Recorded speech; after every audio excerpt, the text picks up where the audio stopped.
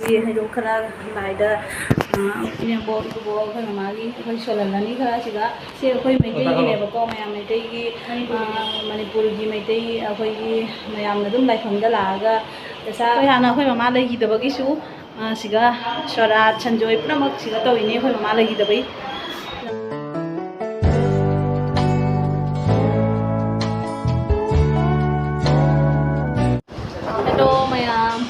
Mayam hadi ayuki pung kena tare pung manga tare khoi lotion ba loire hodi Vrindavan Mathura chatpagi Radha kunda Sangunda chatpagi lotion ba loire asiga ma su leire ani chang pa su leire hai to hoge aibo mobile le li meta tua aduni hai mayam good morning asini do jangan laki horen kon do jora ni dia mai le jaki kia ni mai ya kia ro kia jo ko do ti to noi dum da oi to me hello na mai gì đó ja re Vrindavan ni sawarani si chang da to bala इस पापा हम लोग अभी जाना है welcome थे आज नहीं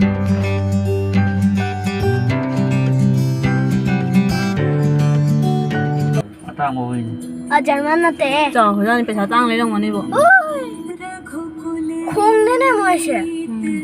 cái không thấy mà phụ ni phụ gì từ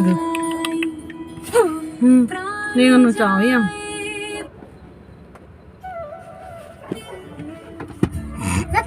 mayam akhoi hojik lambi dane ba ko ado akhoi na chatoi se Vrindavan Mathura dane ba ado maitei gi Vrindavan da mandir lai bado mayam khangna da basu mya ma jarong mane ba ko mandir lai Vrindavan da maitei gi akhoi Imphal Manipur gi ne ko maitei gi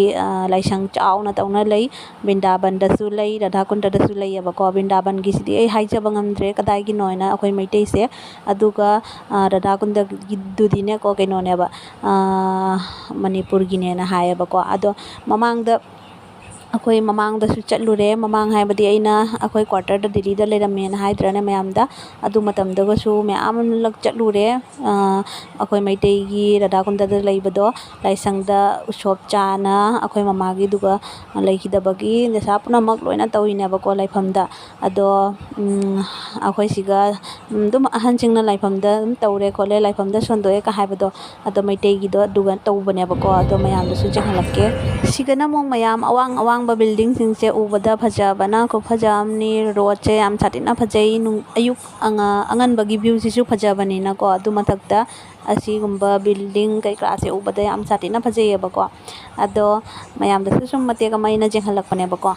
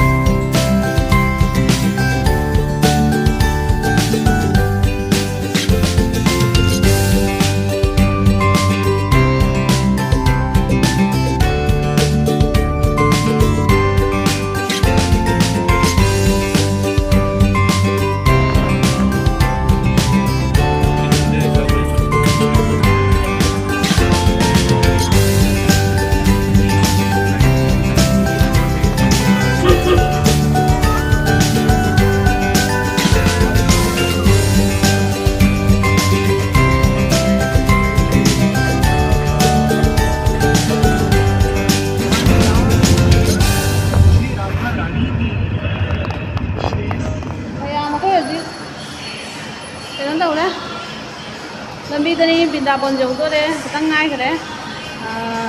cha thaken la changai hotel la mayam akhoi se ko morning da nganna hogalaga lai mina ko pung mangai du ga lak pane ba do ayuk ta budi akhoi na ne nganna hogalaga bread ka tauna cha thakle ado ga su dum pung mapan muk tasale ba ko hojik se aduga breakfast dum tausi dum kai chaba jeng se na ne siga muk changai ne ba ꯑꯗꯣ ꯍꯧꯖꯤꯛ ꯑꯩꯈꯣꯏꯅ ꯀꯩꯅꯣ ꯇꯧꯈ꯭ꯔꯦ order ꯄꯤꯈ꯭ꯔꯦꯕꯀꯣ ꯆꯥꯒ ꯑꯗꯨꯒꯩꯗꯤ ꯀꯩꯅꯣꯒ ꯐꯨꯜꯒꯣꯕꯤ ꯕꯣꯔꯥꯒꯅꯦꯀꯣ ꯐꯨꯜꯒꯣꯕꯤ ꯕꯣꯔꯥ ꯌꯥꯝꯅ ꯊꯤꯅ ꯍꯥꯎꯒꯗꯕ ꯃꯥꯜꯂꯦꯕ ꯑꯗꯨꯒ ꯃꯣꯏꯁꯤꯒ ꯄꯨꯊꯣꯔꯛꯑꯦ ꯆꯥꯁꯦ ꯌꯥꯝ ꯊꯤꯅ ꯍꯥꯎꯔꯦꯕꯀꯣ ꯁꯤ ꯆꯥꯁꯦ ꯃꯣꯏ ꯀꯃꯥꯏꯅ ꯂꯣꯜꯂꯤꯕ ꯈꯪꯗꯦ ꯈꯨꯍꯥꯎ ꯑꯃꯅꯦ ꯑꯗꯨꯒ ꯑꯁꯨꯃꯥꯏꯅ ꯆꯐꯨꯒꯤ ꯂꯩꯕꯥꯛꯀꯤ ꯆꯐꯨꯒꯤ ꯀꯩꯅꯣꯁꯦ ꯒ꯭ꯂꯥꯁ ꯃꯆꯥꯁꯦꯀꯣ ꯑꯁꯤꯒ ꯊꯛꯄꯗꯅꯦ ꯑꯩꯈꯣꯏꯒꯤ ꯑꯗꯨꯝ ꯄꯣꯠꯁꯦ ꯑꯅꯧꯕꯅꯤꯅꯀꯣ ꯑꯅꯧꯕꯅꯤꯅ ꯇꯧꯔꯤꯔꯥ ꯈꯪꯗꯦ ꯑꯃꯨꯛ ꯍꯦꯟꯅ ꯍꯥꯎꯕ ꯐꯥꯎꯈ꯭ꯔꯦꯕꯀꯣ ꯃꯌꯥꯝ ꯑꯗꯣ ꯁꯤꯒ ꯅꯣꯛꯅꯔꯤꯁꯤꯅꯅꯦꯀꯣ ꯑꯩꯒꯤ ꯌꯨꯇꯨꯕꯀꯤ ꯃꯔꯝꯗ ꯍꯥꯏꯅꯔꯒ ꯅꯣꯛꯏꯅꯦꯕꯀꯣ ꯑꯩꯈꯣꯏꯁꯦ ꯑꯗꯣ ꯍꯧꯖꯤꯛꯁꯤꯒ ꯄꯣꯔꯛꯑꯦ ꯃꯌꯥꯝ ꯀꯩꯅꯣ ꯐꯨꯜꯒꯣꯕꯤ ꯕꯣꯔꯥꯗꯣ ꯄꯣꯔꯛꯑꯦ ꯑꯗꯨꯒꯩꯗꯤ ꯆꯠꯅꯤ ꯑꯃ ꯄꯣꯔꯛꯑꯦꯕꯀോ ꯑꯗꯣ ꯑꯩꯈꯣꯏꯒꯤ ꯗ꯭ꯔꯥꯏꯚꯔꯗꯨꯁꯨ ꯃꯥꯁꯨ ꯐꯨꯜꯒꯣꯕꯤ ꯕꯣꯔꯥꯒ ꯑꯗꯨꯒꯩ ꯆꯥꯒ ꯑꯗꯨꯃꯥꯏꯅ ꯄꯤꯕꯤꯈ꯭ꯔꯦꯕꯀோ ꯑꯩꯈꯣꯏꯅ ꯑꯗꯨꯅꯦ ꯍꯧꯖꯤꯛ ꯏꯟꯖꯣꯏ ꯇꯧꯔꯒꯦ ꯃꯌꯥꯝ ꯍꯧꯖꯤꯛ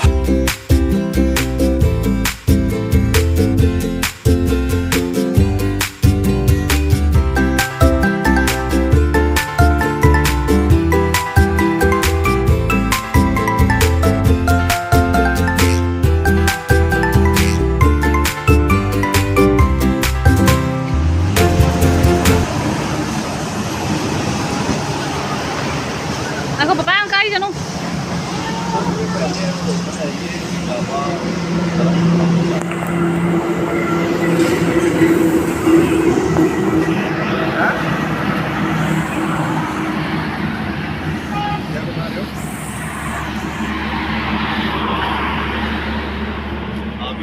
ꯍꯧꯖꯤꯛ ꯑꯃꯨꯛ ꯑꯩꯈꯣꯏꯁꯦ ꯀꯩꯅꯣ ꯌꯧꯔꯦꯕꯀꯣ ꯕ꯭ꯔꯤꯟꯗꯥꯕꯟ ꯌꯧꯔꯦ ꯕ꯭ꯔꯤꯟꯗꯥꯕꯟꯒꯤ ꯔꯥꯙꯥ ꯀꯨꯟꯗ ꯁꯥꯝ ꯀꯨꯟꯗ ꯍꯥꯏꯕ ꯃꯐꯝꯗꯣ ꯑꯗꯨꯒ ꯌꯧꯔꯦ ꯑꯁꯤ ꯃꯐꯝꯁꯤꯒꯅꯦꯕꯀꯣ ꯏꯆꯤꯜ ꯏꯅꯥꯎ ꯃꯌꯥꯝ ꯀꯩꯅꯣ ꯂꯩꯔꯤꯁꯦ ꯑꯩꯈꯣꯏꯒꯤ ꯃꯩꯇꯩꯒꯤ ꯃꯌꯥꯝꯅꯁꯨ ꯌꯥꯝꯕꯨꯡ ꯍꯥꯏꯅ ꯀꯧꯋꯦꯕꯀꯣ ꯑꯗꯣ ꯃꯣꯏꯒꯤ ꯂꯥꯏꯁꯪ ꯂꯩꯔꯤꯁꯦ ꯑꯁꯤꯒꯅꯤ ꯔꯥꯙꯥ ꯀꯨꯟꯗ ꯁꯥꯝ ꯀꯨꯟꯗ ꯍꯥꯏꯕ ꯃꯐꯝꯁꯤꯒꯅꯤ ꯑꯗꯣ ꯏꯆꯤꯜ ꯏꯅꯥꯎ ꯃꯌꯥꯝ ꯃꯣꯏꯒꯤ ꯂꯥꯏꯁꯪꯁꯦ ꯀꯣ ꯂꯥꯏ ꯃꯟꯗꯤꯔꯗ ꯁꯥꯅ ꯂꯩꯕ ꯅꯠꯇꯦ ꯃꯌꯥꯝꯒꯤ ꯀꯩꯅꯣ ꯂꯥꯛꯑꯒ ꯊꯨꯡꯐꯝꯁꯨ ꯑꯣꯏꯕ ꯌꯥꯏꯑꯕꯀꯣ ꯑꯗꯨꯝ ꯃꯌꯥꯝꯅ ꯍꯧꯖꯤꯛꯇꯤ ꯀꯃꯥꯏꯅ ꯇꯧꯔꯤꯕ ꯈꯪꯗꯦ ꯍꯥꯟꯅ ꯑꯩꯈꯣꯏꯒꯤꯅ ꯑꯩꯈꯣꯏ ꯃꯃꯥꯒꯤ ꯇꯧꯕ ꯃꯇꯝꯗꯗꯤ ꯀꯩꯅꯣ ꯇꯧꯔꯦꯕꯀꯣ ꯑꯗꯨꯝ ꯃꯁꯥꯒꯤ ꯑꯉꯝꯕ ꯑꯗꯨꯝ ꯀꯠꯅꯔꯝꯕ ꯏꯁꯣꯔꯗ ꯑꯗꯨꯃꯥꯏꯅ ꯑꯣꯏ ꯍꯧꯖꯤꯛꯅ ꯃꯣꯏ ꯔꯨꯝ ꯑꯃꯗ ꯂꯨꯄꯥ ꯀꯌꯥ ꯂꯧꯔꯤꯕ ꯑꯗꯨꯗꯤ ꯈꯪꯗ꯭ꯔꯦꯕꯀꯣ ꯑꯗꯨꯝ ꯍꯥꯟꯅꯒꯤ ꯅꯤꯌꯣꯝꯗꯣ ꯑꯣꯏꯕ꯭ꯔꯥ ꯈꯪꯗꯦꯕꯀꯣ ꯑꯗꯣ ꯍꯧꯖꯤꯛ ꯃꯌꯥꯝ ꯑꯩꯈꯣꯏ ꯍꯩ ꯈꯔ ꯂꯩꯅꯦꯕꯀꯣ ꯑꯗꯣ ꯗꯦꯜꯂꯤꯗꯒꯤꯁꯨ ꯄꯣꯔꯛꯑꯦ ꯍꯩ ꯈꯔ ꯂꯩꯅ ꯑꯗꯨꯒ ꯁꯤꯒ ꯈꯔ ꯃꯁꯤꯡꯗꯣ ꯁꯨꯗꯦꯅꯅꯦꯀꯣ ꯁꯤꯒ ꯈꯔ ꯑꯃꯁꯨ ꯂꯩꯔꯦ ꯀꯔꯤꯒꯤꯅꯣ ꯍꯥꯏꯗꯤ ꯏꯁꯣꯔꯗ ꯈꯣꯏꯔꯝꯕꯗ ꯀꯠꯅꯕꯒꯤ ꯏꯁꯣꯔꯗꯅꯦꯀꯣ ꯑꯩꯈꯣꯏꯒꯤ ꯏꯅꯦꯝꯕꯣꯛꯀ ꯏꯀꯨꯕꯣꯛꯀ ꯑꯗꯨꯒꯩꯗꯤ ꯑꯩꯒꯤ ꯃꯃꯥꯒ ꯃꯣꯏ ꯑꯍꯨꯝꯒꯤ ꯗꯃꯛꯇ ꯁꯣꯟꯗꯣꯛꯄꯒꯤꯅꯦꯀꯣ ꯂꯥꯏꯐꯝꯗ ꯁꯣꯟꯗꯣꯛꯄ ꯑꯗ ꯐꯩꯌꯦꯅ ꯍꯥꯏꯅꯗ꯭ꯔꯅꯦꯀꯣ ꯃꯌꯥꯝ ꯑꯗꯨꯗꯨꯅ ꯂꯥꯛꯏꯉꯩꯁꯤꯒ ꯇꯧꯕ ꯐꯩꯌꯦꯅꯅꯦ ꯑꯩꯈꯣꯏꯅ ꯁꯤ ꯂꯩꯅꯦꯕꯀꯣ ꯃꯌꯥꯝ ꯑꯁꯤ ꯇꯧꯔꯤꯁꯦ ꯎꯔꯕ ꯅꯨꯄꯥꯁꯤꯅ ꯊꯥꯔꯒ ꯃꯥꯒꯤ ꯃꯟꯅꯠ ꯃꯥꯡꯒꯤꯕꯗꯨꯅꯦꯕꯀꯣ ꯑꯁꯨꯃꯥꯏꯅ ꯊꯥꯔꯒ ꯅꯨꯡꯁꯦ ꯊꯝꯃꯒ ꯃꯥ ꯑꯣꯜꯂꯒ ꯆꯠꯂꯤꯅꯦꯕꯀꯣ ꯃꯈꯣꯡꯅ ꯆꯠꯇꯦ ꯁꯨꯃꯥꯏꯅ ꯍꯤꯞꯄꯒ ꯃꯁꯥꯅ ꯈꯟꯖꯕꯒꯤ ꯅꯤꯌꯣꯝꯗꯨꯅꯦꯕ ꯑꯗꯣ ꯃꯥꯇ ꯅꯠꯇꯦ ꯁꯤꯒ ꯃꯌꯥꯝ ꯑꯍꯟ ꯍꯅꯨꯕ ꯍꯅꯨꯕꯤ ꯑꯗꯩ ꯑꯉꯥꯡ ꯃꯥꯒꯤ ꯅꯤꯡꯖꯕꯗꯣ ꯀꯔꯤ ꯅꯤꯡꯖꯔꯤꯕꯗꯨꯗꯤ ꯈꯪꯗꯦ ꯑꯗꯨꯃꯥꯏꯅ ꯄꯔꯤꯀ꯭ꯔꯃꯥ ꯇꯧꯗꯣꯏꯅꯦꯕ ꯑꯁꯨꯛ ꯆꯥꯎꯕ ꯔꯥꯎꯟꯁꯦ ꯑꯁꯨꯃꯥꯏꯅ ꯍꯧꯖꯤꯛꯀꯤ ꯅꯨꯄꯥꯗꯨꯅ ꯍꯤꯞꯄꯒ ꯎꯞꯄꯒ ꯆꯠꯂꯤꯃꯤꯅꯀꯣ ꯑꯗꯣ ꯑꯇꯩꯁꯨꯅꯦ ꯃꯑꯣꯡꯅꯦꯕꯀꯣ ꯃꯌꯥꯝ ꯇꯧꯅꯔꯤꯁꯦ ꯑꯗꯣ ꯂꯥꯏꯐꯝꯁꯦ ꯂꯥꯛꯑꯒ ꯌꯥꯝ ꯁꯥꯊꯤꯅ ꯊꯃꯣꯏꯁꯦ ꯏꯪꯉꯤ ꯀꯩꯒꯤꯅꯣ ꯈꯪꯗꯦ ꯃꯌꯥꯝ ꯑꯁꯤꯁꯦ ꯃꯌꯥꯝꯁꯨ ꯑꯗꯨꯝ ꯆꯠꯄꯗ ꯇꯧꯅꯕ꯭ꯔꯥ ꯁꯨꯃꯥꯏꯅ ꯑꯗꯨꯒꯅꯦꯀꯣ ꯃꯌꯥꯝ ꯁꯤ ꯃꯐꯝꯁꯤꯒ ꯂꯥꯏꯐꯝ ꯍꯥꯏꯗꯨꯅꯤꯅꯀꯣ ꯀꯩꯅꯣ ꯇꯧꯔꯦꯕ ꯃꯟꯗꯤꯔ ꯉꯥꯛꯇꯅꯦꯕ ꯃꯥꯏꯀꯩꯁꯤꯒꯅꯦꯀꯣ ꯑꯗꯣ ꯌꯥꯝ ꯁꯥꯊꯤꯅ ꯍꯥꯏꯗꯤ ꯈꯔ ꯆꯥꯎꯈꯠꯆꯔꯝꯃꯦ ꯍꯥꯏꯗꯨꯅꯤ ꯃꯌꯥꯝ ꯑꯩꯈꯣꯏꯅ ꯍꯥꯟꯅ ꯂꯥꯛꯄ ꯃꯇꯝꯗꯗꯤ ꯌꯨꯝꯒꯁꯦ ꯄꯨꯔꯥꯅꯦ ꯍꯥꯟꯅꯒꯤ ꯖꯃꯥꯅꯥꯒꯤ ꯃꯇꯝ ꯑꯗꯨꯒꯤ ꯃꯇꯝꯒꯤ ꯌꯨꯝ ꯉꯥꯛꯇ ꯑꯣꯏꯔꯝꯃꯦꯕꯀꯣ ꯍꯧꯖꯤꯛꯅ ꯈꯛꯇ ꯌꯥꯝ ꯆꯦꯟꯖ ꯑꯣꯏꯔꯝꯃꯦ ꯃꯌꯥꯝ ꯑꯩꯈꯣꯏ ꯍꯧꯖꯤꯛ ꯌꯧꯕꯗ ꯉꯥꯏꯔꯤ ꯍꯩꯔꯨꯛ ꯂꯧꯔꯨꯔꯦ ꯈꯔ ꯑꯗꯨꯒꯩꯗꯤ ꯍꯧꯖꯤꯛꯁꯤꯒ ꯑꯩꯈꯣꯏꯒꯤ ꯍꯩꯔꯨꯛ ꯈꯔ ꯂꯥꯏꯗ ꯏꯅꯦꯝꯕꯣꯛ ꯏꯀꯨꯕꯣꯛ ꯑꯩꯈꯣꯏ ꯃꯃꯥꯒꯤ ꯑꯩꯈꯣꯏ ꯁꯣꯜꯍꯜꯂꯅꯤ ꯈꯔ ꯁꯤꯒ ꯑꯗꯨꯗꯩꯗꯤ ꯃꯣꯏꯅ ꯁꯤꯗ ꯔꯨꯝ ꯑꯃ ꯄꯤꯔꯁꯦ ꯁꯨꯃꯥꯏꯅ ꯁꯤ ꯑꯩꯈꯣꯏ ꯃꯩꯇꯩꯒꯤꯅꯦꯕꯀꯣ ꯃꯌꯥꯝ ꯃꯩꯇꯩꯒꯤ ꯃꯅꯤꯄꯨꯔꯒꯤ ꯃꯩꯇꯩ ꯑꯩꯈꯣꯏꯒꯤ ꯃꯌꯥꯝꯅ ꯑꯗꯨꯝ ꯂꯥꯏꯐꯝꯗ ꯂꯥꯛꯑꯒ ꯄꯩꯁꯥ ꯀꯩ ꯁꯣꯔꯥꯠ ꯁꯣꯟꯕ ꯈꯪꯗꯦ ꯄꯩꯁꯥ ꯇꯧꯅꯩꯗꯅꯀꯣ ꯂꯥꯏꯒꯤ ꯎꯁꯣꯞ ꯀꯠꯅꯤꯡꯕ ꯃꯌꯥꯝ ꯂꯩꯅ ꯑꯗꯨꯁꯤꯡꯗꯣ ꯁꯤꯒ ꯂꯥꯛꯑꯒ ꯇꯧꯔꯤꯅꯦꯕꯀꯣ ꯑꯗꯣ ꯃꯌꯥꯝꯗꯁꯨ ꯆꯪꯍꯜꯂꯛꯀꯦ ꯃꯄꯥꯟꯒꯤ ꯃꯟꯗꯤꯔ ꯕꯥꯎꯟꯗꯔꯤ ꯀꯃꯥꯏ ꯇꯧꯔꯤ ꯆꯪꯍꯜꯂꯛꯀꯦ ꯃꯌꯥꯝꯗꯁꯨ ꯅꯪ ꯃꯃꯥꯏꯒ ꯇꯥꯗ꯭ꯔꯕ ꯅꯪ ꯃꯤꯗ ꯇꯧꯔꯛꯑꯝꯃꯦ ꯃꯥ ꯃꯅꯨꯡꯗ ꯐꯃꯨꯡ ꯐꯦꯟ ꯂꯩꯗꯤ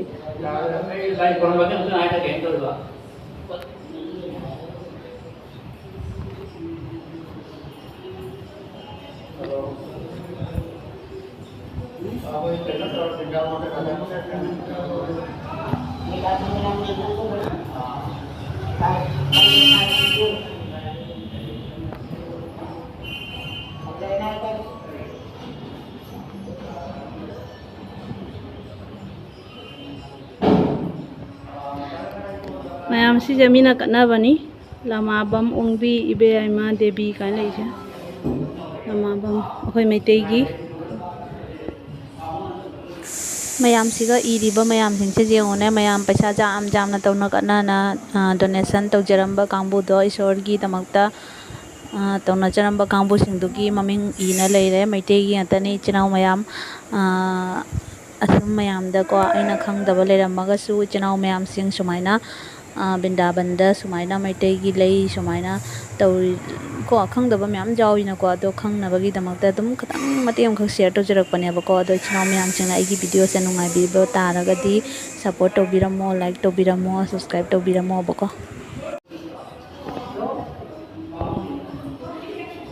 ꯅꯨꯒꯩ siga leire mandirna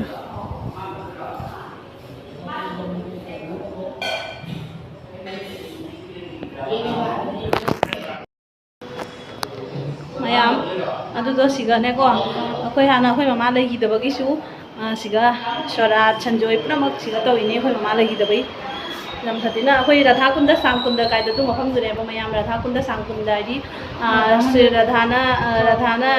iru thomba pukhi do kunda ne ba adai sam kunda Sri Krishna na thomba pukhi adu ani do thangnana leine ba ado je halake ngah lega mayam dasu asiga akoi prasadi phangani usop chane ba ko adu loraga koi ba thopada je halake mayam da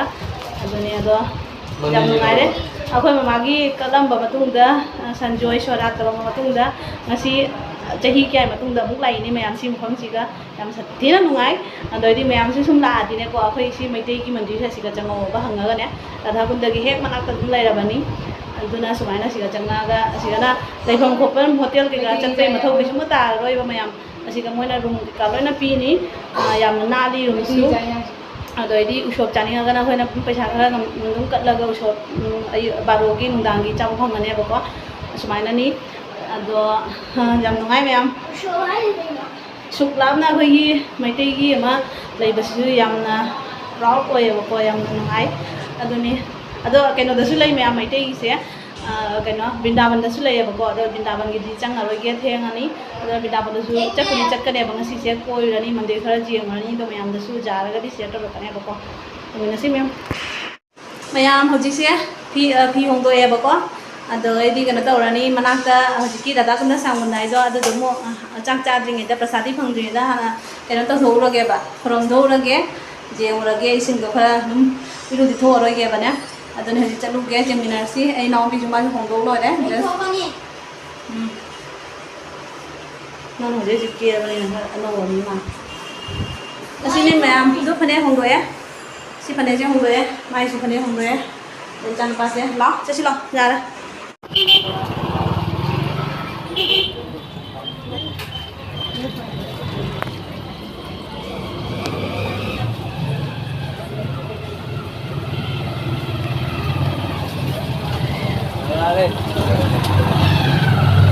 Napi do chingge ka thangalu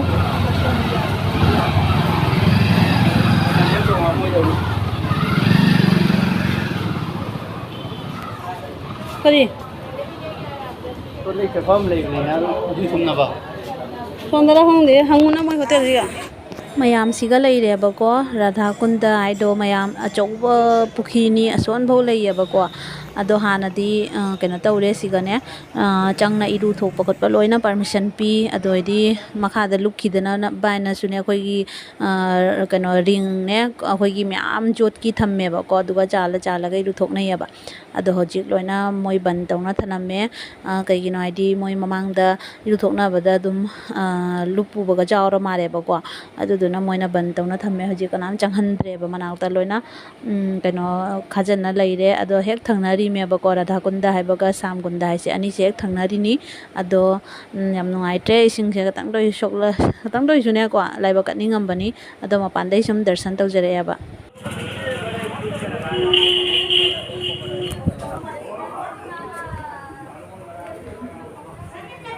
ꯀꯩꯅꯣꯅꯦ ꯏꯔꯨꯊꯣꯛꯄ ꯃꯌꯥꯝ ꯊꯣꯛꯅꯔꯤꯃꯤꯅꯦ ꯁꯤꯔꯤꯁꯤꯒ ꯁꯥꯎꯅꯤꯡꯗ꯭ꯔꯥ 이루ꯊꯣꯛꯄ ꯑꯝꯇ ꯐꯪꯗ꯭ꯔꯦ ꯍꯧꯖꯤꯛ